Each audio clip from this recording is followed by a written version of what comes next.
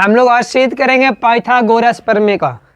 Pythagoras प्रमेय में कहा गया है कि किसी समकोण त्रिभुज के कर्ण का वर्ग शेष अन्य दो भुजाओं को वर्गों के योगफल के बराबर होता है।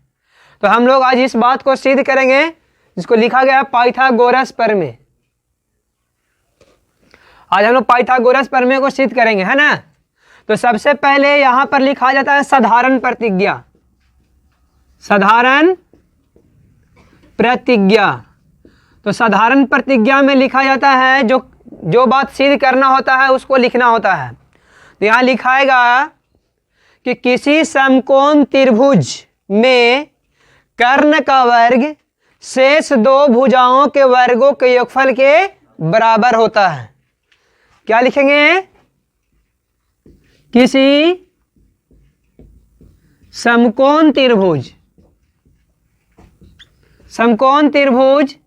में कर्ण का वर्ग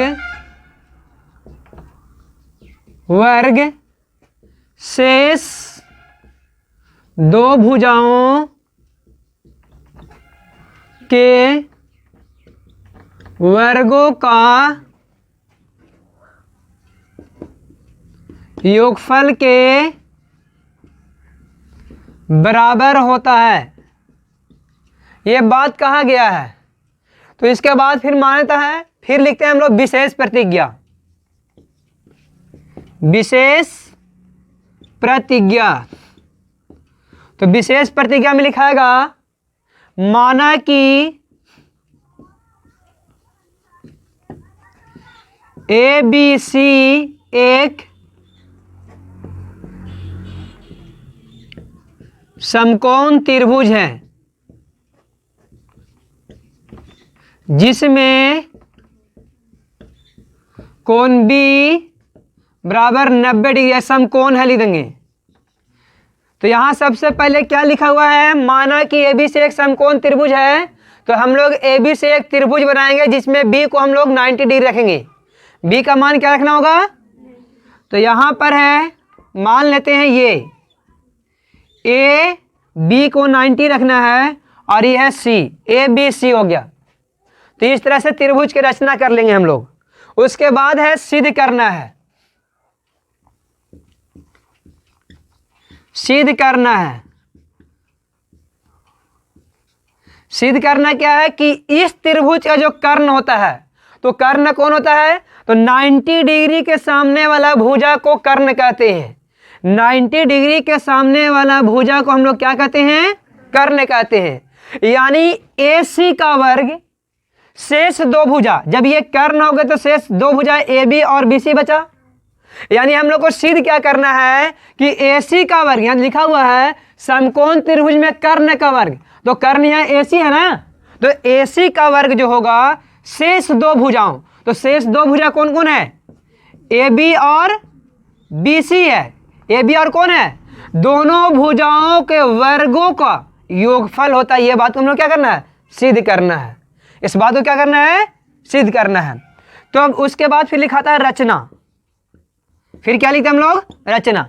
रचना में इसको अलग से कुछ ना कुछ इसमें खींचा जाता है, लाइन, इसको अलग बनावट दिया जाता है।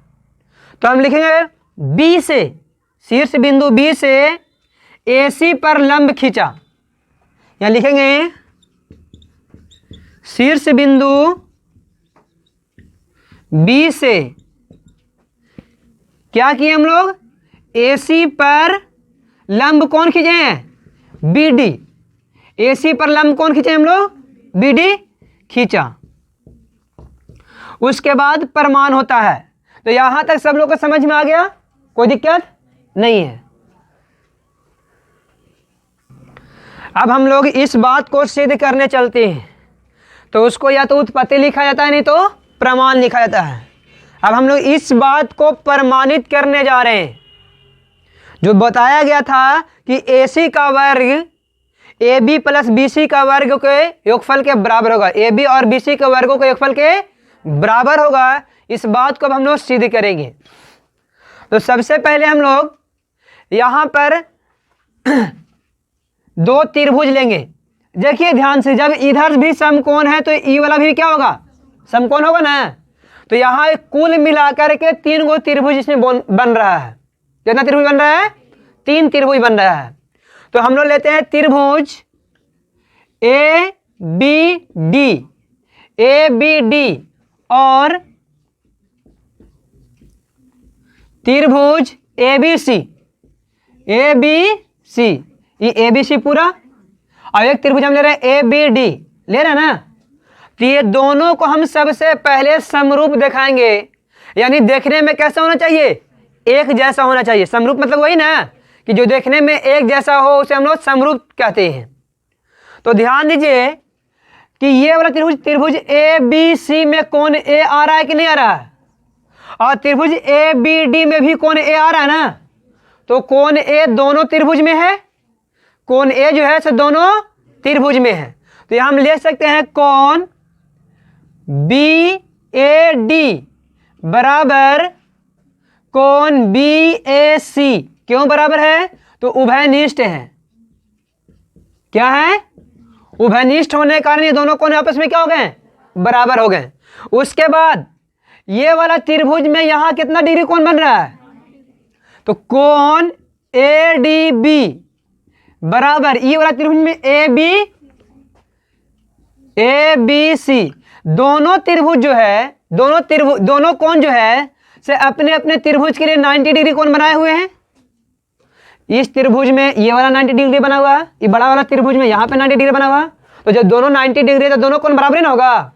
तो जिस त्रिभुज के जब दो कोण आपस में बराबर होते हैं तो एंगल कसौटी से दोनों त्रिभुज समरूप होते हैं ना। तो यहाँ लिखेंगे, या अभिगृहित भी उसको बोलते हैं ना, कसौटी या अभिगृहित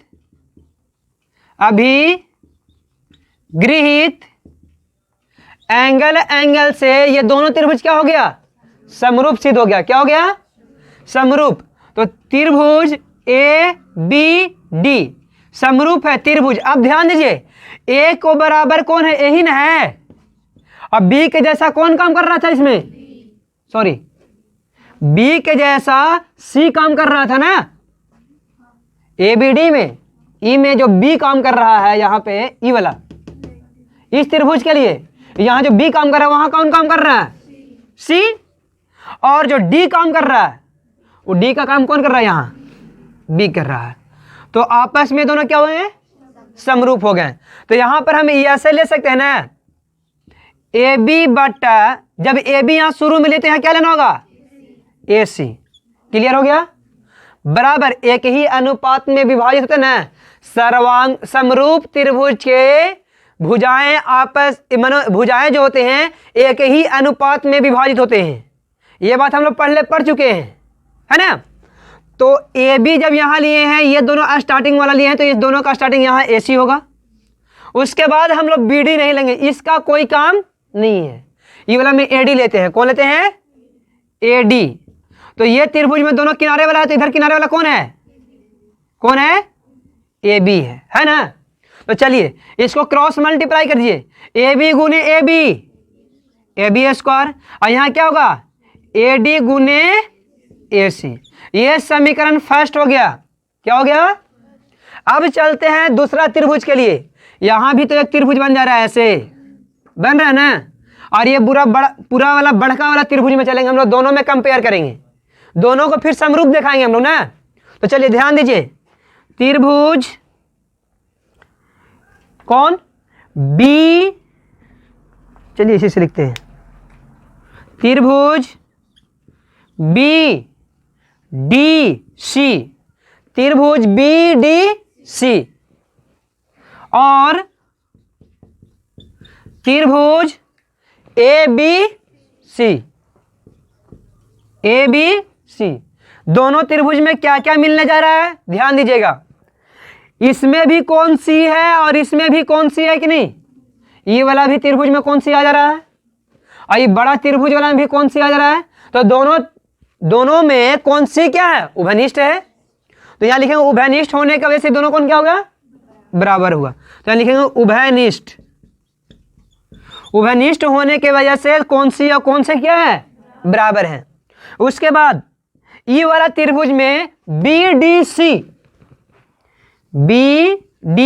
सी बराबर होगा ए बी सी के। क्यों बराबर है? क्योंकि प्रत्येक कोण 90 डिग्री का है। इसमें ये कोण 90 डिग्री का हो जा रहा है और इसमें ई वाला कोण कितना डिग्री हो रहा है? 90 डिग्री हो रहा है। तो यहाँ लिखेंगे दोनों कोण कितना डिग्री का है? 90 डिग्री का है। यहां तक हो गया। अब देखिए इधर बनाते हैं। तो यहां पर भी अभिगृहित कौन सा लागू होगा? अभिगृहित एंगल से दोनों त्रिभुज समरूप हो न गए। तो त्रिभुज कौन? बी डी सी समरूप होगा त्रिभुज। अच्छा, बी के जैसा कौन काम कर रहा है? ई में जो बी है, ई वाला त्रिभुज में, ई वाला में जो बी है वहां कौन काम करेगा? ए। और उसके बाद डी जैसा कौन काम कर रहा है? और सी तो दोनों में उभयनिष्ठ न था, तो सी इसमें हो गया। अब ध्यान से यहां देखिए कौन कौन लेंगे हम लोग? बीडी को नहीं लेंगे, बीडी का कोई काम ही नहीं है। हमको काम ई वाला से और ये दोनों से है ना, तो बीडी क्यों लेंगे हम? तो चलिए बीसी लेंगे। क्या लेंगे? बीसी। जब इधर बीसी लिए तो इधर क्या लेंगे हम लोग? एसी लेंगे बराबर। अब उसके बाद कौन लेंगे हम लोग? डीसी। कौन लेंगे? डीसी। जब डीसी लेते इधर क्या लेना होगा हम लोग को? बीसी। तो बीसी गुने बीसी स्क्वायर, और यहां क्या हो जाएगा? एसी गुने डीसी। चलिए ध्यान दीजिए, ये समीकरण कितना हो गया? अभी दोनों समीकरण योगफल ना पूछ रहा था हमसे, तो दोनों समीकरण को जोड़ देंगे। समीकरण 1 और समीकरण 2 क्या करेंगे?